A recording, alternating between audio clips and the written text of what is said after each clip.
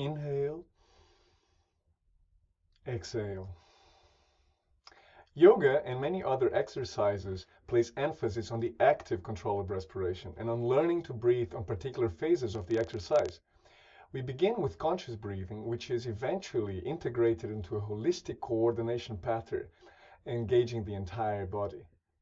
It is widely known that the cerebellum is fundamental for organizing multi-limb coordination.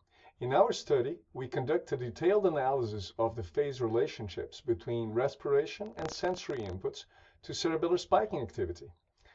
Though cerebellar involvement in respiration had been previously demonstrated in ponies and many other mammals, our work adds depth to those studies by indicating precise phase relationships between respiration and multiple classes of Purkinje neurons.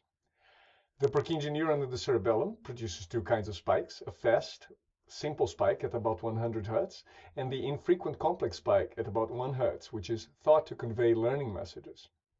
Turns out that both these spikes represent particular phases of the respiratory rhythm, as we show in Figure 1 of the paper.